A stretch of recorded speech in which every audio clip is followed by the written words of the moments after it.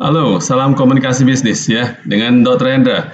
Baik, saya akan jelaskan mengenai uh, audience, purpose, and mode of text.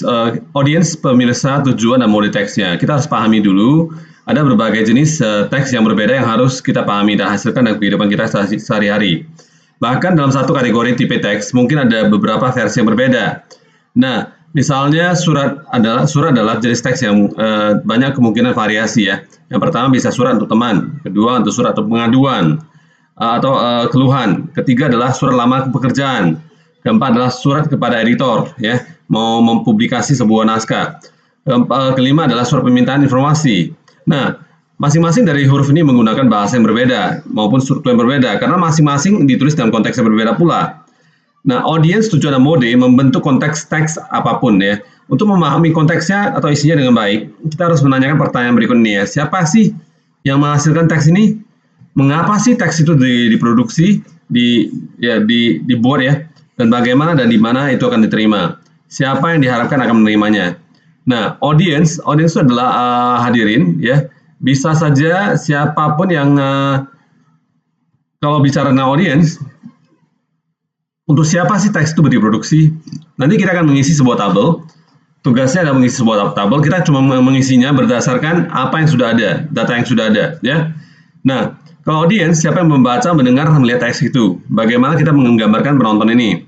Apa hubungan antara orang yang memproduksi teks ini dengan orang yang membacanya atau mendengarnya? Misalnya, apakah mereka bisa audiens itu bisa berbagai jenis orang, bisa guru, murid, pemerintah, warga, penjual, pembeli, bisa saja otoritas hukum seperti polisi dan sebagainya, atau bukan ahli ya, masyarakat awam. Apa hubungan antara kekuasaan antara si produser dan juga penonton? Apakah mereka mengenal satu sama lain secara pribadi? Itu namanya hadirin ya, yang perlu Anda isi nantinya. Kalau bicara tentang purpose atau tujuan, mengapa sih teks itu diproduksi?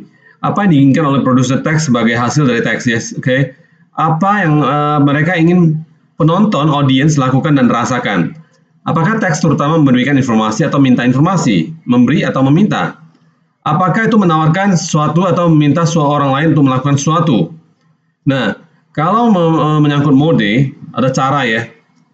Mode itu adalah cara apa yang digunakan untuk berkomunikasi. Bisa tatap muka, bisa lewat koran, bisa lewat telepon, bisa lewat email. Apakah itu pidato publik, laporan radio, catatan coretan, dan apakah bahasanya lebih santai atau formal? Apakah itu lebih konkret atau abstrak ya? Jadi kalau Anda lihat, ini cara pengisiannya. Ini, ya sebentar ya, saya akan lihatkan. Ini sudah ada teksnya. Misalnya nih, ada iklan untuk penyedia layanan internet ya. Penyedia layanan internet misalnya adalah Telkomsel, XL, ya, Axis ya. Modenya pakai apa? Purpose-nya ngapain? Audiensnya sudah ada, dewasa muda. Anda tinggal isi modenya caranya gimana, purpose-nya apa, ya. Lalu dalam hal teks yang surat dari penyewa. Surat dari penyewa, siapa hadirinnya? Anda bisa tebak sendiri. Oke, mengeluh karena itu alat mandinya, showernya, itu telah berhenti berjalan, maksudnya sudah rusak ya. Nah, kalau ini tertulis gimana? Purpose-nya ngapain? Ya, audiensnya siapa ya? Oke.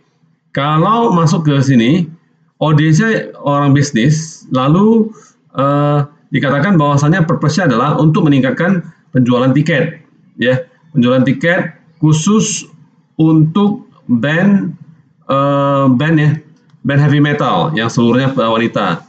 Modenya pakai apa, teksnya apa? Kamu tebak ya. Lalu kalau misalnya untuk teks kontrak ponsel, mobile phone kontrak ya, kontrak handphone ini adalah kontrak ketika Anda mengambil sebuah handphone dari cicilan misalnya ya. Ini seperti apa?